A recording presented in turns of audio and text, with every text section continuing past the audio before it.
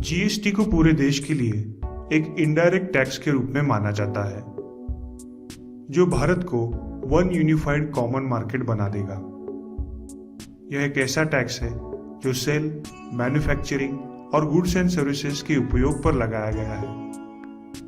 यह एक ऐसा टैक्स है जिसे गुड्स एंड सर्विसेज की सप्लाई पर लगाया गया है, जो कि मैन्युफैक्चरर से लेकर कस्टमर तक है।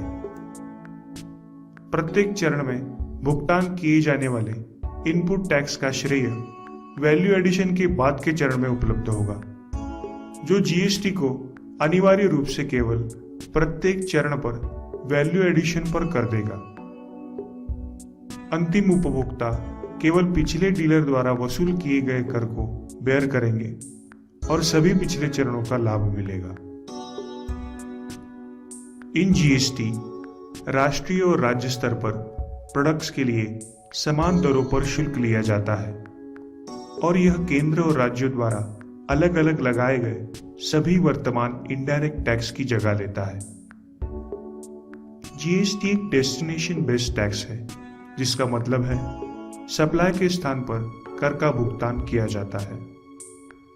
जीएसटी के तहत जमा किए जाने वाले कुछ स्टेट टैक्स है: state VAT, central sales tax, luxury tax, octroi and entry tax, entertainment and amusement tax, taxes on advertisement, purchase tax, taxes on lotteries, betting and gambling, state surcharges and cess. GST के तहत जमा किए जाने वाले कुछ central tax है: central excise duty, duties of excise, medicinal and toilet preparation, additional duties of excise, goods of special importance, additional duties of excise, textile and textile products, additional duties of customs commonly known as CVD, Special Additional Duty of Customs SAD, Service Tax, Central Surcharges and Cess.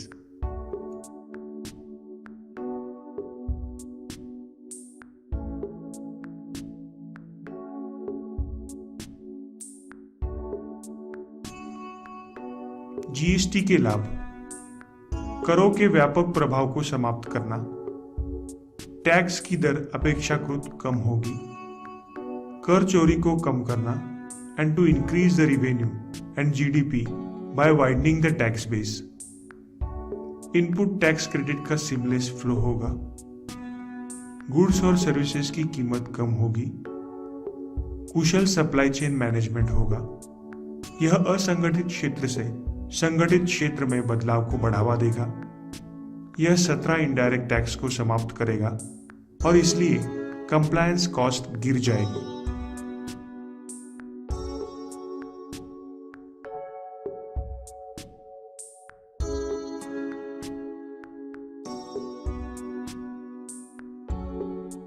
मुख्यतः turnover के आधार पर इसकी पात्रता तय की जाएगी। इस प्रकार छोटे करदाताओं को या तो मुफ्त हो सकता है या वे कंपोजिशन स्कीम का विकल्प चुन सकते हैं।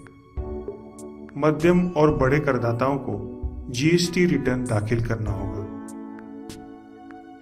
छूट के लिए पात्र सभी करदाताओं को स्वैच्छिक रजिस्ट्रेशन के माध्यम से इनपुट टैक्स क्रेडिट लाभ के साथ कर का भुगतान करने का विकल्प होगा। छूट प्राप्त गुड्स और सर्विसेज की सूची केंद्र, राज्य और केंद्र शासित प्रदेश के लिए समान होगी।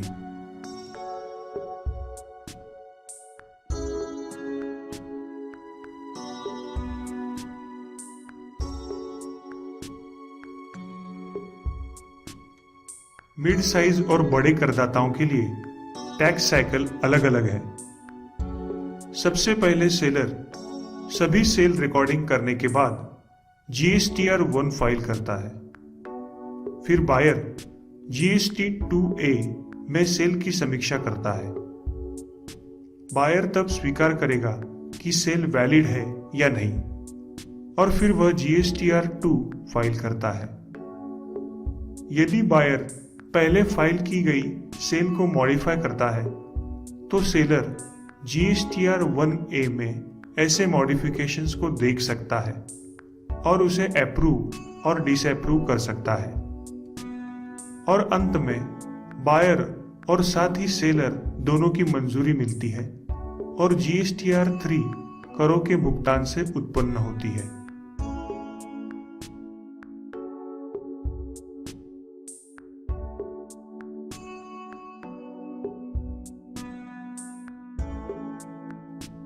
अगर गुड्स और सर्विसेज की सप्लाई राज्य के भीतर होती है तो दो प्रकार के कर लागू होते हैं, central goods and service tax CGST और state goods and service tax SGST।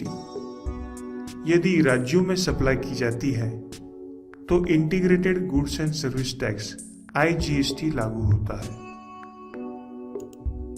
कुछ निश्चित गुड्स और सर्विसेज के टैक्स पर 5 साल के लिए सप्लाई के मूल्य पर सेज लगाया जाएगा। कंपोजिशन स्कीम के लिए विकल्प चुनने पर कोई सेज नहीं लगाया जाएगा। Import and export. एक्सपोर्ट के मामले में एक्सपोर्ट को जीरो रेटेड सप्लाई के रूप में माना जाएगा, इसलिए एक्सपोर्ट पर कोई कर देय नहीं है, लेकिन इनपुट कर क्रेडिट या फिर रिफंड लाभ की अनुमति होगी। इंपोर्ट के मामले में इंपोर्ट को इंटरस्टेट सप्लाई माना जाएगा, इसलिए सीमा शुल्क के अतिरिक्त IGST लागू होगा।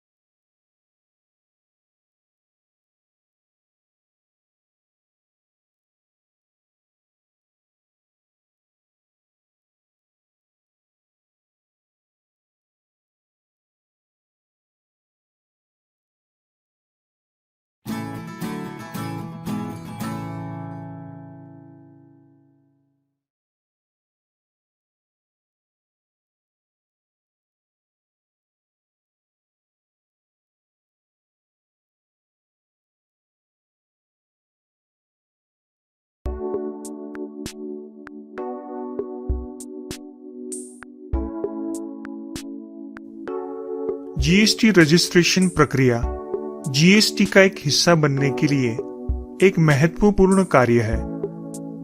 जीएसटी रजिस्ट्रेशन यानी GSTN द्वारा बनाए गए एक पोर्टल के माध्यम से जीएसटी रजिस्ट्रेशन प्रक्रिया ऑनलाइन होगी। जीएसटी रजिस्ट्रेशन प्रक्रिया के साथ व्यवसायों की सहायता के लिए सरकार GSP यानी जीएसटी सुविधा प्रदाता भी नियुक्त करेगी। GSTIN structure. जीएसटी अधिनियम के तहत रजिस्ट्रेशन होने का अर्थ है भारत सरकार द्वारा गुड्स और सर्विसेज के सप्लायर के रूप में व्यापार को स्वीकार किया गया है।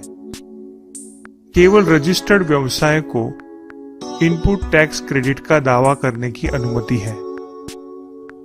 रजिस्ट्रेशन पर प्रत्येक व्यवसाय को एक यूनिक 15 अंक पैन आधारित रजिस्ट्रेशन नंबर एलोकेट किया जाएगा। इसे जीएसटी आइडेंटिफिकेशन नंबर कहा जाता है।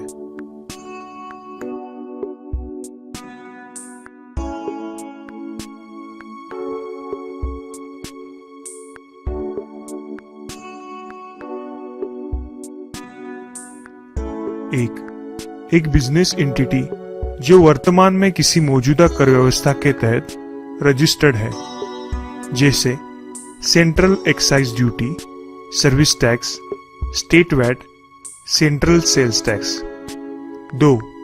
लेकिन अगर किसी व्यवसाय में कोई मौजूदा रजिस्ट्रेशन नहीं है तो उसे रजिस्ट्रेशन करने की जरूरत है अगर कोई भी वित्तीय वर्ष में कुल कारोबार थ्रेशहोल्ड सीमा यानी 20 लाख रुपए से अधिक हो।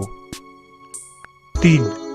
हर व्यक्ति जो भारत के प्रादेशिक जल से सप्लाई करता है। प्रादेशिक जल जहां सप्लाई कर्ता का स्थान प्रादेशिक जल में है या जहां सप्लाई की जगह क्षेत्रीय जल में है। जीएसटी रजिस्ट्रेशन एक राज्य या संघीय क्षेत्र में एक सिंगल पैन आधारित रजिस्ट्रेशन होगा, लेकिन एक राज्य या कई राज्यों में कई बिजनेस करने वाले व्यक्ति को प्रत्येक ऐसे व्यवसाय के लिए एक अलग रजिस्ट्रेशन करना होगा। यह प्रक्रिया कुछ लोगों के लिए अनिवार्य है, जैसे कोई इंटरस्टेट कर योग्य सप्लाई करने वाले व्यक्ति, जैसे दिल्ली से महाराष्ट्र। कैजुअल टैक्सेबल पर्सन, जिनका कोई निश्चित स्थान नहीं है जहां जीएसटी लागू होता है। अनिवासी कर योग्य व्यक्ति, जिनकी भारत में कोई निश्चित स्थान नहीं है। जिन व्यक्तियों को रिवर्स चार्ज के तहत कर का भुगतान करना होता है। जिन व्यक्तियों को सोर्स पर कर घटा देना आवश्यक है। एक सप्लायर के agent. Input service distributor, e commerce operator के माध्यम से गुड्स या सर्विसेज की सप्लाई करने वाले व्यक्ति। ई कॉमर्स ऑपरेटर या एग्रीगेटर, जो अपने ब्रांड नेम के तहत सेवाएं प्रदान करता है, जैसे फ्लिपकार्ट या अमेजॉन। एक रजिस्टर्ड कर योग्य व्यक्ति के अलावा एक व्यक्ति को भारत से बाहर के एक जगह से ऑनलाइन सूचना और डेटाबेस एक्सेस और रिट्रीवल सर्विसेज की सप्लाई। संयुक्त राष्ट्र या किसी भी बहुपक्षीय वित्तीय संस्थान की कोई विशेष एजेंसी।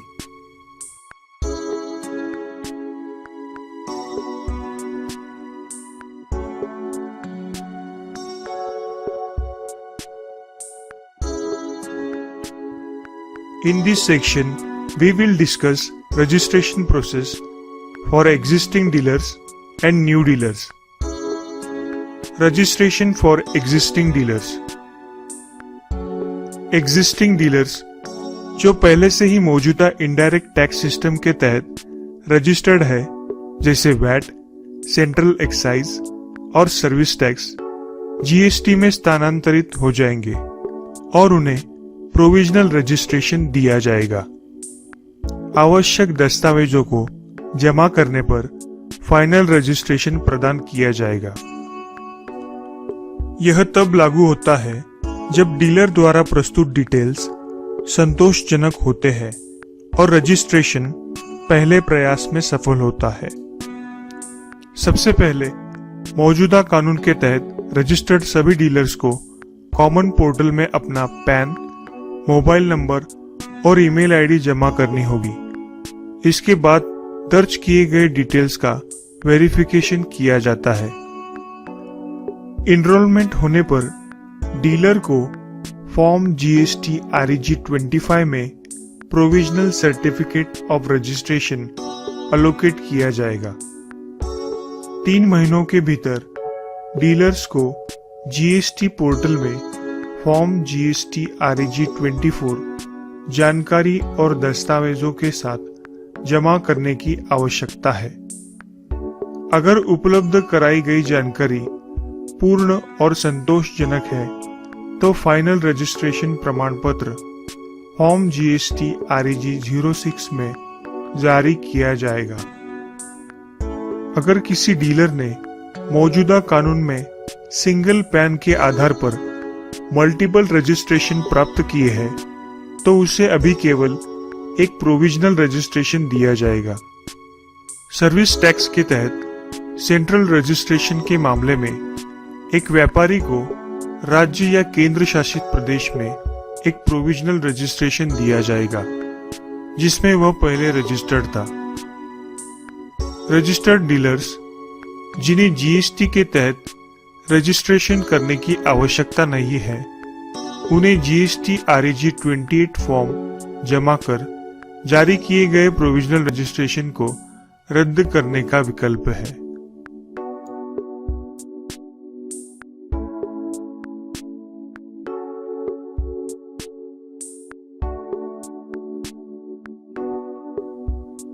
जैसा कि हम जानते हैं, जब कोई डीलर 20 लाख टर्नओवर थ्रेशोल्ड पार करता है तो जीएसटी रजिस्ट्रेशन आवेदन करने के लिए उत्तरदायी है।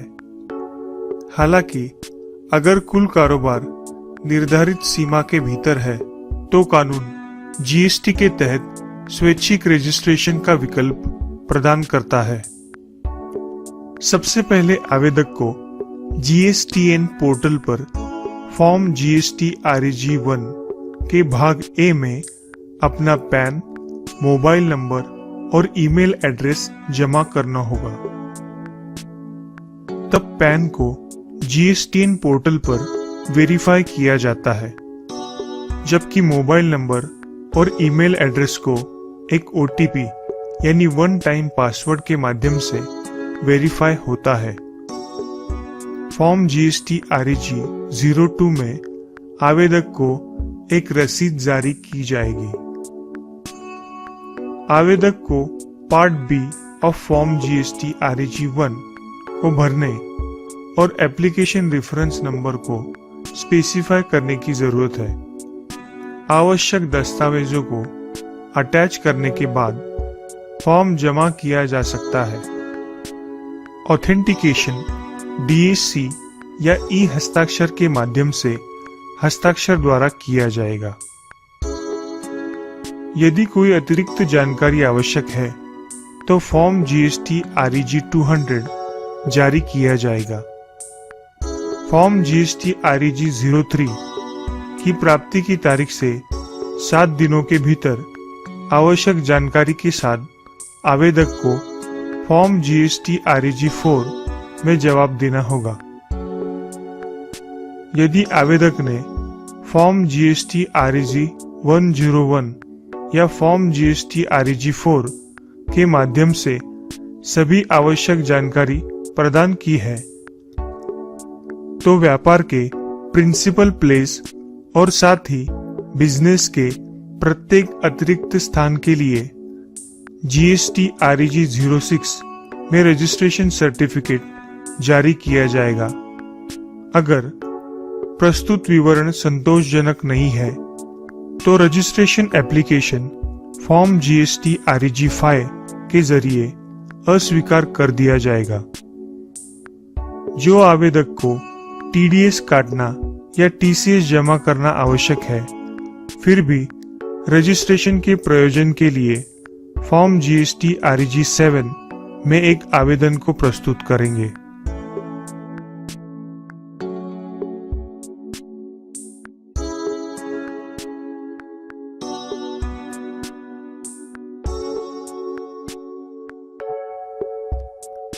राज्यों में छोटे डीलर्स के कंप्लायंस की प्रक्रिया कम करने के लिए कंपोजिशन स्कीम प्रदान की जाती है। इस योजना के तहत एक डीलर को कारोबार के कुछ प्रतिशत पर कर का भुगतान करना आवश्यक है। डिटेल्ड रिकॉर्ड और दस्तावेजों को बनाए रखने की आवश्यकता नहीं है और न ही इनके पालन के माध्यम से टैक्स इनवॉइस जारी करने, स्टॉक बनाए रखने, invoice wise sales and purchase आदि पर कार्रवाई करने की आवश्यकता है। केवल पीरियोडिक रिटर्न फाइल करने की आवश्यकता होती है, आमतौर पर तिमाही आधार पर। ITC का लाभ उठाने की अनुमति नहीं दी जाएगी। सेल पर टैक्स कलेक्ट करने की अनुमति नहीं है। इस प्रकार छोटे व्यापार मालिकों के लिए कर दायित्व की गणना करना आसान है और डिटेल रिकॉर्ड बनाए रखने में बहुत समय होता है।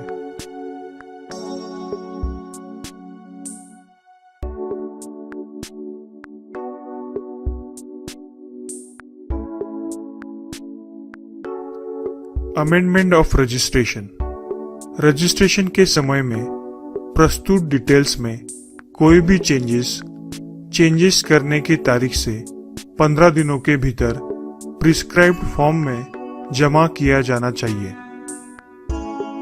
Cancellation of registration.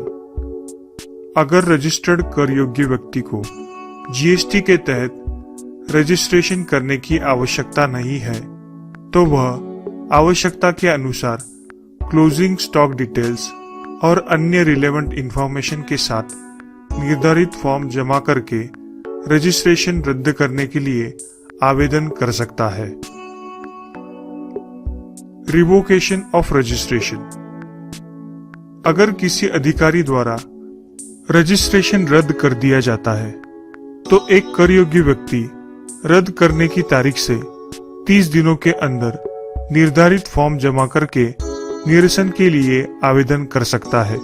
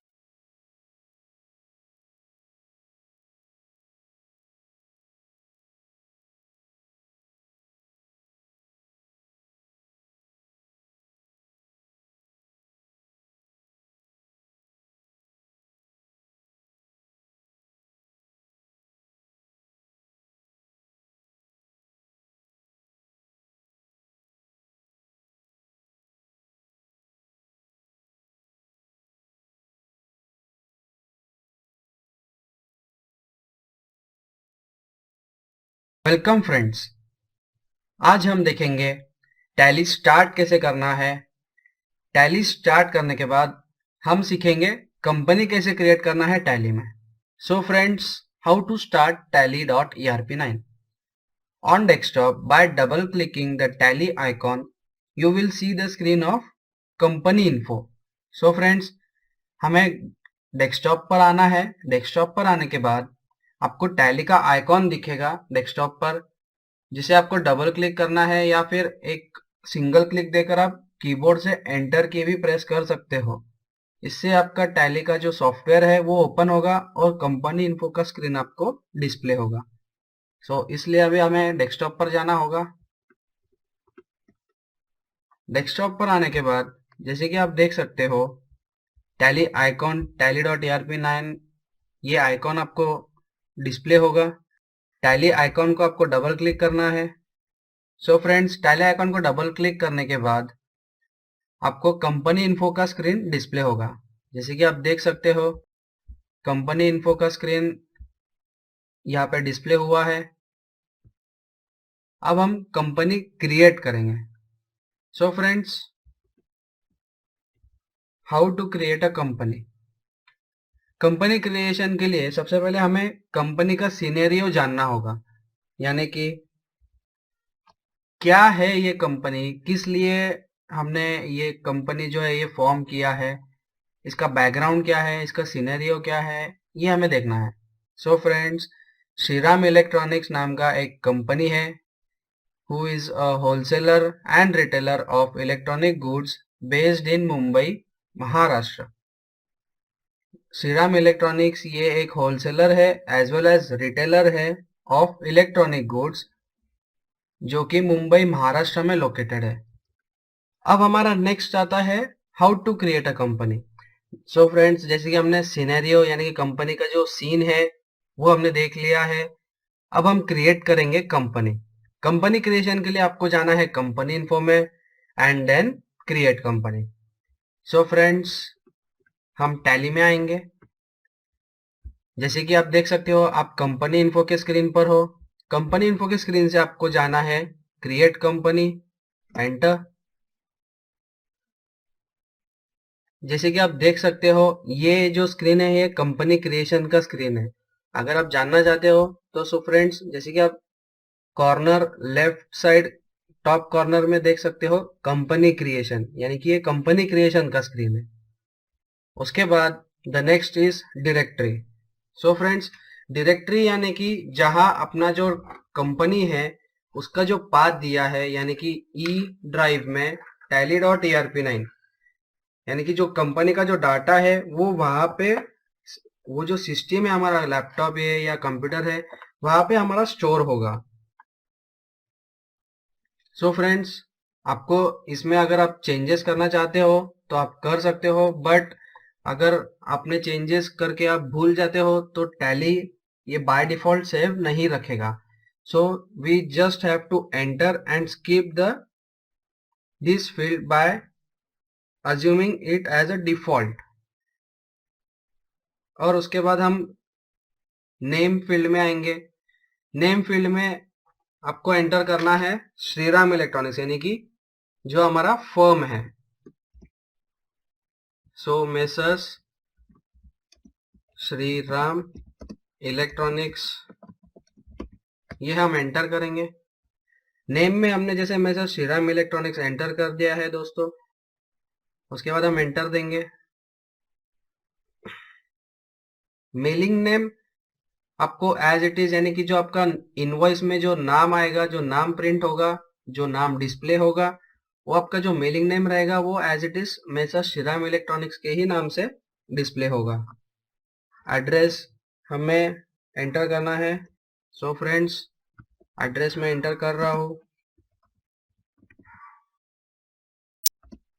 Street number 14 near metro theatre, fort, Mumbai.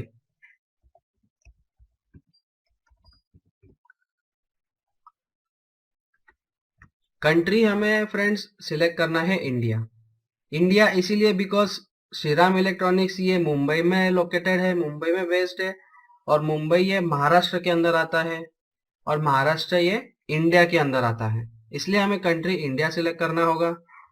State हमें सिलेक्ट करना है महाराष्ट्र, बिकॉज मुंबई ये महाराष्ट्र के अंडर आता है। अब जैसे कि हमने मुंबई सिलेक्ट किया है तो फ्रेंड्स मुंबई का पिन कोड आपको डालना होगा। एंटर। कॉन्टैक्ट नंबर, यानी कि अपने फर्म का कॉन्टैक्ट नंबर अवेलेबल रहेगा, वो हमें एंटर करना है। एंटर। देन मोबाइल नंबर हम एंटर करेंगे। जो रजिस्टर्ड मोबाइल नंबर है हमारे फर्म का वो हमें एंटर करना होगा।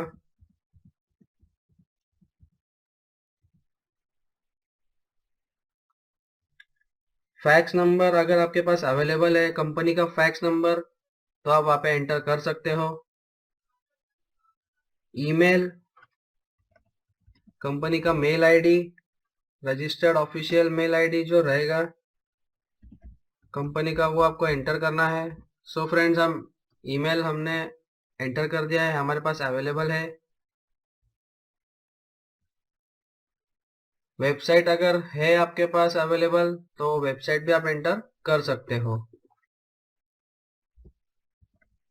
सो फ्रेंड्स, वेबसाइट हमारे पास अवेलेबल है जो कि है www.shriram-electronics.com।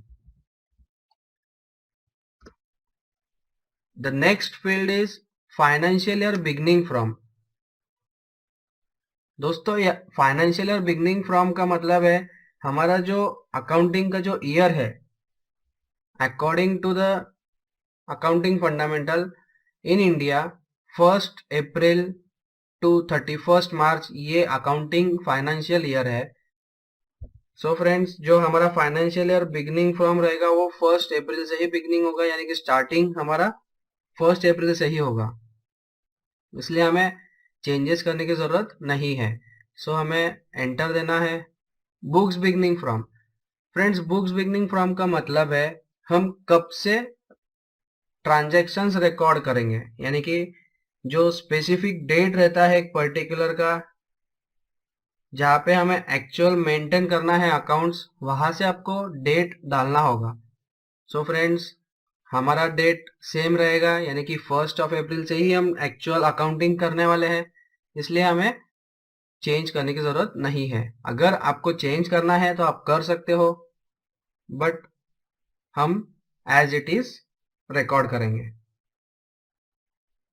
सो फ्रेंड्स, हम एंटर देंगे और एंटर देकर जब तक कि आपको एक्सेप्ट का स्क्रीन दिखाई नहीं देगा तब तक कि आपको एंटर देना है। एरो की से नेक्स्ट कॉलम में, नेक्स्ट रो में आना नहीं है फ्रेंड्स, आपको एंटर की का यूज करना होगा। Enter enter enter. जैसे कि आप देख सकते हो राइट हैंड साइड में एक्सेप्ट का स्क्रीन आ गया है। एक्सेप्ट यानी कि यस और नो। सो फ्रेंड्स, जब तक कि आप एक्सेप्ट नहीं करेंगे तब तक कि ये जो स्क्रीन है ये सेव नहीं होगा, अपनी कंपनी जो है वो क्रिएट नहीं होगी, इसलिए आपको एक्सेप्ट करके सेव करना है। सो एक्सेप्ट एंड यस। यस यानी कि वाई प्रेस भी कर सकते हो आप, या फिर एंटर देकर इस स्क्रीन को एक्सेप्ट भी कर सकते हो। सो हम एंटर देंगे या फिर वाई प्रेस करेंगे। So accept and enter. So friends, जैसे कि आप देख सकते हो नेम ऑफ कंपनी में मेसर श्रीराम इलेक्ट्रॉनिक्स ये डिस्प्ले हुआ है। हमारा करंट पीरियड है 1 अप्रैल 2017 टू 31 मार्च 2018। तो दोस्तों, हमारा financial year 1 April to 31 March cover हुआ है। उसी के साथ हमने कंपनी क्रिएट कर ली है by name messrs Shriram Electronics. Thank you very much friends. हमारा नेक्स्ट टॉपिक है how to alter a company. Alteration of company का मतलब है, अगर आपने जो कंपनी क्रिएट किया है उसमें अगर आपको कोई चेंजेस करना है तो हमें कंपनी अल्टर करना होगा। So if you want to make any changes in the company creation, then you will have to alter the company and make the following changes. So friends, company alteration के लिए आपको जाना है gateway of tally. Gateway of tally पर आने के बाद alter F3 press करना है। अल्टर F3, ये कंपनी इन्फो का स्क्रीन डिस्प्ले होगा आपको। कंपनी इन्फो के स्क्रीन में से आपको अल्टर का ऑप्शन सिलेक्ट करके एंटर देना है एंड मेसर श्रीराम इलेक्ट्रॉनिक्स, ये जो हमारा फर्म है इसे आपको सिलेक्ट करके एंटर देना होगा, यानी कि मेसर श्रीराम इलेक्ट्रॉनिक्स ये कंपनी हमें अल्टर करना है। इस कंपनी हमें चेंजेस करने हैं, मॉडिफिकेशंस करने हैं। सो फ्रेंड्स, हम यूज सिक्योरिटी कंट्रोल को यस करेंगे। यूज सिक्योरिटी कंट्रोल को यस करने के बाद नेम ऑफ एडमिनिस्ट्रेटर आपको पूछेगा। नेम ऑफ एडमिनिस्ट्रेटर में आपको एंटर करना है Shiv, SHIV, and password is शिव123। सो फ्रेंड्स, हम टैली में आ जाएंगे। टैली में आने के बाद जैसे कि हमने देखा था गेटवे ऑफ टैली पर आना है। So friends, gateway of tally का स्क्रीन ये है जहाँ पे सारा डिटेल्स दिया रहता है, accounts, masters, transactions, reports etcetera. So gateway of tally का ये जो स्क्रीन है यहाँ से आपको प्रेस करना है alter plus F3। Alter plus F3 अगर आपको नहीं प्रेस करना आता है या फिर नहीं समझ में आता है तो फ्लेक्सिबल बटन बार पे आप देख सकते हो कंपनी इन्फो, CMP इन्फो, इसका मतलब है कंपनी इन्फो। सो फ्रेंड्स, अगर आपको अल्टर प्लस F3 प्रेस करना नहीं पॉसिबल है, नहीं जमता है, तो फ्लेक्सिबल बटन बार से कंपनी इन्फो को आपको सिलेक्ट कर सकते हो। सो फ्रेंड्स, हमने कंपनी इन्फो को सिलेक्ट कर लिया है। कंपनी इन्फो की स्क्रीन में आने के बाद आपको अल्टर, ये जो ऑप्शन है एरो की से सिलेक्ट करके एंटर देना है। जैसे अभी आप देख सकते हो श्रीराम इलेक्ट्रॉनिक्स जो कि हमारा फर्म है, जो कि हमारा कंपनी है, ये हमने क्रिएट किया था, इसे हमें अल्टर करना है। सो सिलेक्ट करके हम एंटर देंगे। अब हम कंपनी अल्टरेशन की स्क्रीन पर है। कंपनी अल्टरेशन का स्क्रीन और कंपनी क्रिएशन का स्क्रीन एज इट इज रहता है, सेम रहता है। सो फ्रेंड्स, हमें बस एंटर देकर यूज सिक्योरिटी कंट्रोल पे आना है। अगर आपसे कोई मिस्टेक हो गई हो, अगर आपको कुछ चेंजेस करना है तो आप चेंजेस कर सकते हो, जैसे कि मोबाइल नंबर आपको चेंज करना होगा, या फिर फैक्स नंबर हमारे पास अवेलेबल नहीं था, अब अभी हमारे पास अवेलेबल है फैक्स नंबर, वो आप एंटर कर सकते हो। सो फ्रेंड्स, इस तरीके से आप चेंजेस करना चाहते हो तो अल्टर करके आप चेंजेस कर सकते हो। एंटर एंटर देकर यूज सिक्योरिटी कंट्रोल तक आ गए, देन हमें उसे यस करना है। So enable security control, yes. So friends, हम वाई प्रेस करके एंटर देंगे। सिक्योरिटी कंट्रोल को एनेबल करने के बाद, एक्टिवेट करने के बाद, नेम ऑफ एडमिनिस्ट्रेटर आपको पूछ रहा है। So friends, name of administrator में हम एंटर करेंगे शिव, जो कि हमने देखा था। पासवर्ड में हम एंटर करेंगे शिव 123, एंटर। रिपीट करना है हमें पासवर्ड, सो शिव 123, एंटर। फ्रेंड्स, टैली हमें एक वार्निंग मैसेज डिस्प्ले कर रहा है, जो कि है forgetting your password will render your data inaccessible. इसका मतलब है, अगर आपने डाटा, यानी कि जो पासवर्ड हमने डाला हुआ है हमारे कंपनी के लिए, अगर हम भूल जाते हैं, if you forget the password then Tally will not allow you to access your data, यानी कि आपको उसके अलावा और कोई ऑप्शन अवेलेबल नहीं है। आपको वो पासवर्ड याद करना होगा, और वो पासवर्ड याद करने के बाद आपको फिर से वहां पे एंटर करना होगा, तभी आपको डाटा ये आपको एक्सेस करते आएगा टैली के अंदर। Otherwise your data will be inaccessible. So friends, हम एंटर देंगे और इस वार्निंग मैसेज को एक्सेप्ट कर लेंगे। और फ्रेंड्स, एक्सेप्ट करना है इस स्क्रीन को भी, सो एंटर एंटर देकर एक्सेप्ट का स्क्रीन जब तक के नहीं आता है तब तक एंटर एंटर देना है। सो एक्सेप्ट का स्क्रीन आप देख सकते हो right side. So accept and yes, reload company, yes.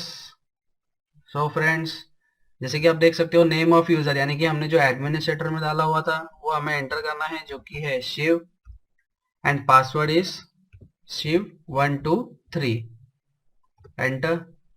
इस तरीके से हमारे कंपनी में जो पासवर्ड हमने लगाया है वो हमारे पास पासवर्ड लग चुका है। और फ्रेंड्स, हमें एंटर एस्केप एस्केप देकर गेटवे ऑफ टैली पर आना है।